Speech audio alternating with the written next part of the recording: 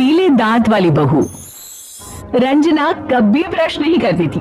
उसे कितनी बार उसके माँ बाप ने डांटा, लेकिन उसका कोई असर उस पर होता ही नहीं था, जिस कारण से उसके दांत पीले पीले हो जाते हैं शादी के बाद। अरे बहू, वैसे तो तुझमें कोई कमी नहीं है, पर तेरे दांत दांत इतने पीले कैसे है बेटा? कैसे मतलब? कोई सर्जरी थोड़ी ना कराइए। वो तो क्या नाम, मैं ब्रश नहीं करती थी तो पीले हो गए। अब क्या करूं? आप कहें तो लाल करवा लो या फिर काले। यार ये क्या है, क्यों माँ से लड़ रही हो? लड़ रही हूँ? अरे मैं लड़ रही हूँ या ये बोल रही है कि दांत पीले है, पीले। अरे तपस्या थोड़ी ना की है इन्हें पीले करने के लिए, बकायदा ब्रश नहीं किया है 20 साल तक, तब जाकर। छी, कैसी बात कर रही हो? ये उस वक्त तो पीले नहीं थे जब हम लोग तुम्हें देखने आए थे। अरे तब साफ करवा लिया होगा डेंटिस्ट के पास जाकर। अब देखो कैसे पीले पीले लग रहे हैं। रंजना सास की तरफ गुस्से से देखती है। फिर शुरू हो गई पीले पीले पीले। अरे पीले तो तब भी थे जब मेरे हाथ का रसगुल्ला उड़ा उड़ा कर खा रही थी और बोल रही थी, लड़की नहीं गुणों का खजाना दे रहे भाई साहब आप। खैर अब वो लोग करते भी तो क्या करते, पीले दांत वाली बहू पल्ले पड़ी थी तो झेलना तो था ही। एक दिन कीर्तन में रंजना गाना गा रही थी। अरे कमला बहन, माँ का द्वार है, यहाँ तो सब शुद्ध होकर आते हैं, फिर अपनी बहू को ब्रश भी नहीं करवाती तुम। दूर से पीले पीले दांत भक्ति में बाधा उत्पन्न कर रहे हैं। अरे कोई 2 साल की बच्ची थोड़ी ना लेकर आई हूँ मैं बहू बनाकर, अच्छी खासी लड़की है। अरे कैसे करवाऊं ब्रश, ये तो उसे खुद करना चाहिए ना। अब माँ बाप तो इसके जैसे तैसे निपटा दिए, ये नहीं सोचा कि सास कैसे संभालेगी। सास बहू को लेकर घर आ जाती है, लेकिन सोच लेती है कि अब इसे लेकर कहीं नहीं जाएगी। अगली रोज बहू कहती है, अरे क्या हो गया, मंदिर नहीं जाना क्या? कीर्तन का वक्त हो रहा है। मेरी मधुर वाणी से कान्हा जी जागते हैं और सोते हैं। आप तो जानती है ना उनकी भक्ति में कितना मन लगता है मेरा। वो क्या है ना, तबीयत ठीक नहीं लग रही है मेरी, आराम करूंगी मैं।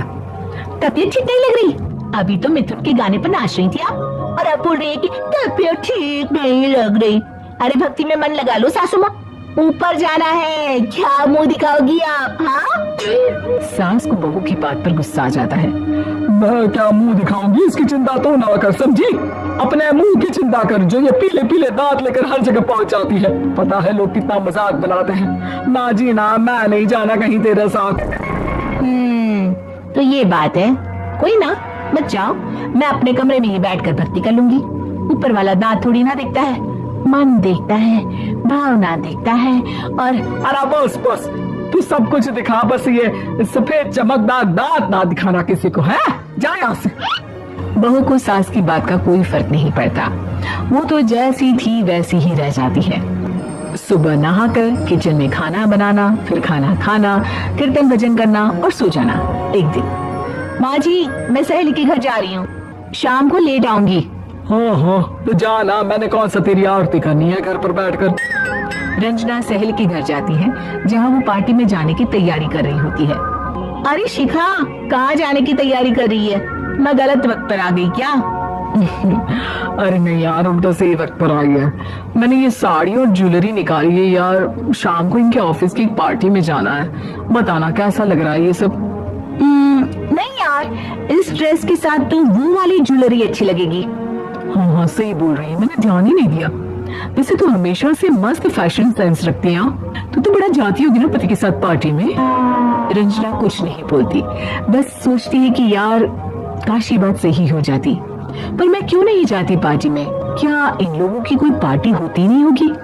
रंजना घर आती है और रात में पति से सवाल करती है, एक बात बताइए, आप मुझे किसी पार्टी में क्यों नहीं ले जाते?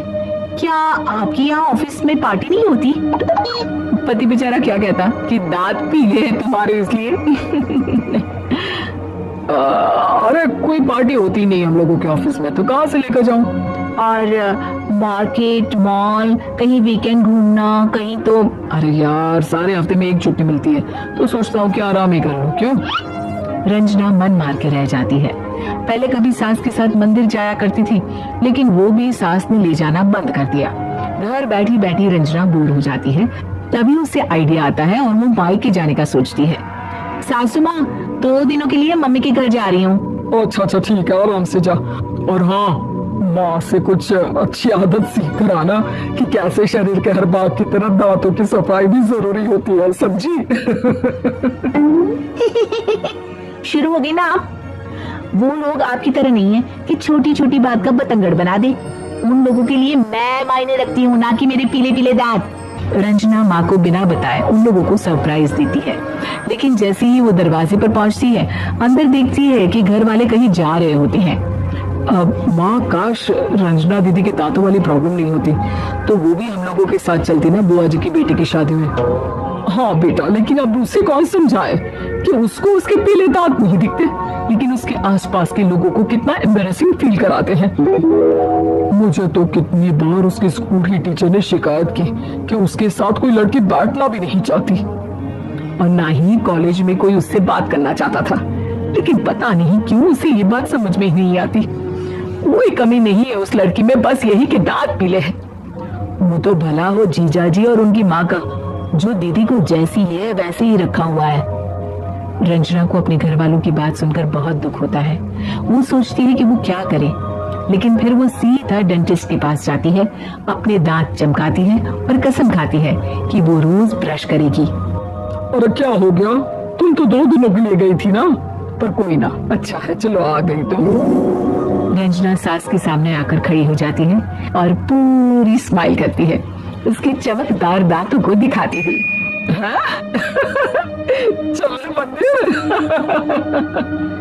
माँ, मुझे माफ कर दीजिए, मैंने आप लोगों को बहुत एम्बैरेसिंग फील करवाया। मैं आज से रोज ब्रश करूंगी।